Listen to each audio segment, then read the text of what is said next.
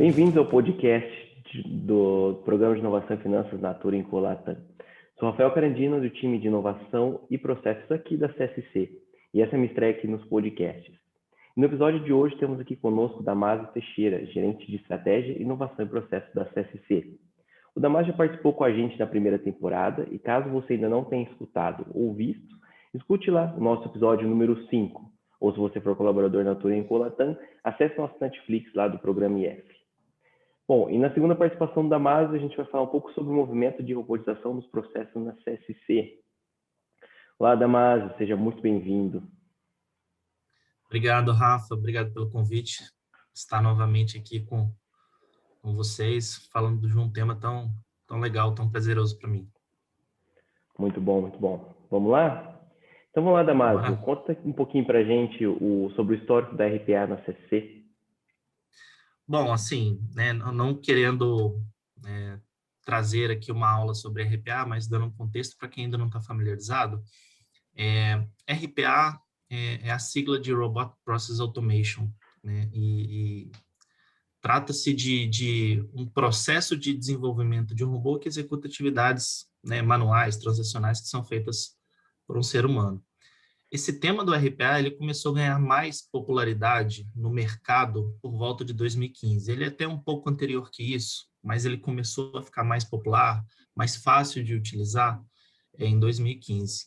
E o CCC da Natura, através de seus parceiros e networking, a Natura tem muito contato com outras empresas, participa de grupos de discussões, de boas práticas, começou a acompanhar a adoção dessa tecnologia nesses fóruns, nesses grupos, com um olhar muito cuidadoso, né?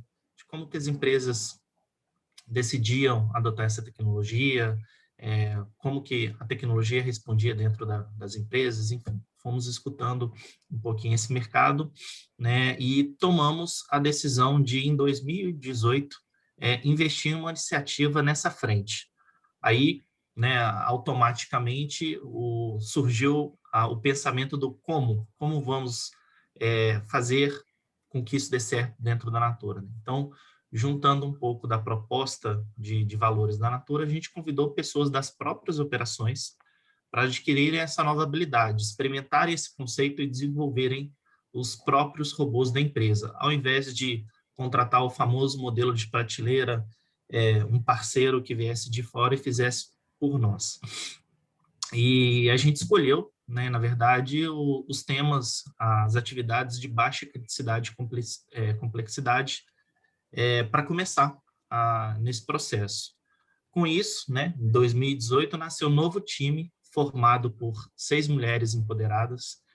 Tenho muito orgulho de falar isso. Eu não conheço no Brasil nenhuma outra empresa que formou um COI, que é um Centro de Excelência em Robotização, formado só com mulheres que não são naturais, não vieram da formação de tecnologia. São todas elas analistas de negócio das diversas operações que a gente tem aqui no CSC. E essa novidade agora está se tornando cada dia mais próxima de todos os colaboradores, né? Então, até então era um pouco novidade, e agora as pessoas estão mais próximas do tema, né? Tem muito curso, muita palestra, muita informação, muito artigo, e o que a gente ofereceu para essas meninas, né, lá em 2018, era essa oportunidade de trazer para o presente aquilo que a gente vislumbrava no futuro, né, experimentar, viver essa jornada com a gente, e, enfim, elas toparam esse desafio. Estamos aí há 3 para 4 anos cuidando desse centro de excelência aí com muito carinho e com muito sucesso. 6 mulheres super empoderadas que lideram essa jornada na Natura. Sensacional, demais mesmo. E aí, Damásio, quais foram os desafios mais marcantes encontrados nessa jornada aí até então?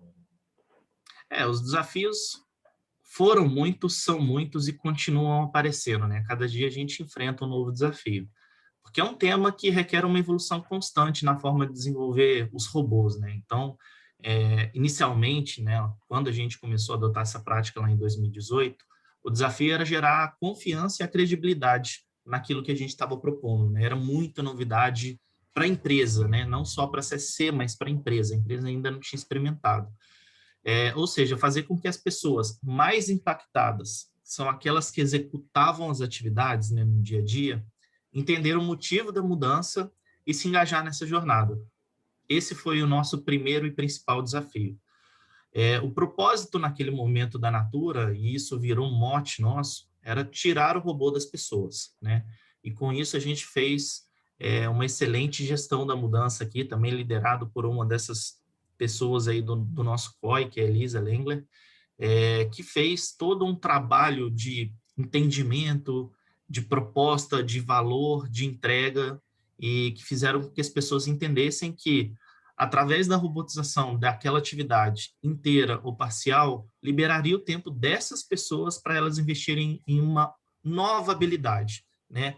Com o advento do RPA, o nosso time, essas 6 meninas, elas adquiriram uma nova habilidade. Elas desenvolveriam robôs que fariam atividade de outra pessoa. E essa outra pessoa, o que ela faria? Então, a gente também se preocupou em desenvolver uma nova habilidade naquela pessoa, em temas mais relacionais, mais analíticos, mais estratégicos. Como o desafio vem crescendo, né, e agora a gente está passando pela necessidade de expandir, né, esse conceito de RPA para todas as empresas do grupo e para toda a região, né, da América Latina, os desafios agora que a gente encontra são como a gente administrar as tecnologias disponíveis, como a gente aplicar elas para outros times, outros grupos, como que a gente administra esse parque de robôs que a gente tem hoje, enfim, continua crescendo, evoluindo tecnologicamente.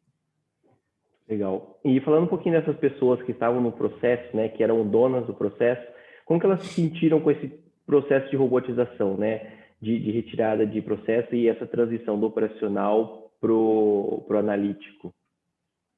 Eu acho que a mudança, por qualquer razão, ela causa dúvida. E não é segredo que a primeira reação que a gente observou dentro da empresa era de dúvida. No sentido mais amplo da palavra, Rafa. A dúvida se haveria outras atividades para essas pessoas executarem, obviamente, né? Está relacionado com a sua permanência na empresa. Então, assim, então vai vir uma pessoa e vai fazer um robô que faz a minha atividade? E o que acontece? Né? Existe essa dúvida. A dúvida é se o robô realmente vai conseguir fazer a atividade que ela faz, né? Então, a gente ouvia muito. Mas eu faço assim, desse jeito, o robô vai conseguir fazer dessa forma? Se não for dessa forma, não atende, o cliente não vai gostar, né? Então, tinha muita dúvida com relação a como o robô conseguiria operar, executar aquela atividade. Dúvida dos próprios gestores, Rafa, porque a confiança de que o robô vai conseguir executar a atividade todos os dias, ou ele vai dar algum problema e não vai fazer, e aí eu já não tenho mais a pessoa fazendo aquela atividade porque eu já desloquei ela para outra coisa. Dúvida se as pessoas que foram capacitadas como desenvolvedoras, né, as nossas meninas, que elas também estavam aprendendo uma habilidade nova, se elas conseguiriam desenvolver o robô capaz de fazer coisas que até então eram impensáveis de ser robotizadas. Né? Então, assim, elas acabaram de conhecer essa nova tecnologia, elas conseguem fazer esse robô? Dúvida se aquele investimento financeiro teria um retorno para a empresa. Então, a liderança como um todo, a própria empresa, né, nessa dúvida de que qual é o retorno, né, desse investimento para a empresa. E se o robô não executaria atividades que ferissem o compliance. Né? Muita dúvida nesse sentido, né? Se eu colocar um robô e ele começar a fazer atividade errada, ele pode comprometer aqui coisas sensíveis na empresa. E, obviamente, né, dúvida se o modelo de negócio era mesmo compatível com a proposta de valores da Natura. A Natura, sabe, a gente tem um histórico muito forte aí de sustentabilidade, né, no sentido, de novo, mais amplo da palavra, e robotizar atividades até então feitas por pessoas gerava essa dúvida se isso fazia sentido para dentro da Natura. Então, a gente conviveu com essas dúvidas, enfim, a gente tentou ir passando uma, por muito cuidado, porque a gente está lidando com pessoas, entendendo, sendo empático com aquelas pessoas, né? Não acelerando, não entrando de forma muito agressiva no dia a dia, mas aos poucos e convencendo e mostrando e trazendo elas para junto, né? Para perto da gente, para elas estarem com a gente, se sentirem confortáveis, conhecerem um pouco mais a dinâmica e aí a gente poder passar por todos esses sentimentos aí. Legal, legal, porque assim, a gente traz os elementos, né, não só da robotização do processo, mas também empatia, né, de trabalhar, né, porque somos formados por pessoas da companhia. Muito legal essa Exato. visão que você trouxe, né? E entendi que isso é um tema, né, essa robotização, né, que pode apoiar qualquer área do negócio, né? Se eu estou certo, qual que é o próximo passo da RPA dentro da Natura Co? Você está correto, Rafa. Assim, a gente está falando aqui que o RPA nasceu na CSC, mas a RPA é uma tecnologia que apoia atividades, né? E apoia atividades administrativas, ou seja, ela pode ser aplicada a qualquer área de negócio da empresa administrativa, em qualquer função do negócio. É uma tecnologia que já está muito madura, muito avançada, que pode ajudar o jurídico, o RH, o marketing, operações de logística, time de finanças como um todo, enfim, ela é uma tecnologia aplicável a qualquer pessoa que hoje trabalha no dia a dia utilizando um computador. Há um entendimento que o RPA é uma ferramenta de apoio e transitório, né? Pois ela simula uma execução da atividade como se fosse uma pessoa, ocupando uma máquina, fazendo login, escrevendo e enviando e-mails, né? O que eu quero dizer com isso? Por que ela é uma tecnologia de apoio transitório? Porque ela não é uma tecnologia estruturante, ela não é um sistema que se instala no computador, se configura fluxos e esse sistema fica operando. O RPA é como se fosse um robô que abrisse uma máquina, se conectasse, login, senha e trabalhasse. E ele faz exatamente os mesmos passos que o humano faria. Ele loga no sistema, né? Ele abre o Outlook, ele clica lá em criar novo e-mail, ele escreve, ele coloca o destinatário, ele dá o send, enfim, são passos que uma pessoa executa. E é transitório por isso, né? Os processos na empresa, eles mudam constantemente, eles estão sempre evoluindo, principalmente quando a gente troca os sistemas mais estruturantes da empresa. Não é uma tecnologia capaz de substituir um CRM, um RP, por exemplo, né? Ele atua no CRM, ele atua no RP, ele não substitui.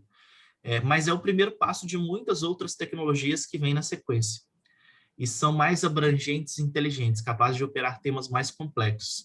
Aqui, Rafa, eu estou falando, né, de uma evolução, né? O RPA é o início de uma cadeia de tecnologias que vai apoiar as pessoas no dia a dia. E aí eu estou falando de chatbot, eu estou falando de assistente pessoal, sabe a Siri da Apple, a Alexia da Amazon, o OK Google.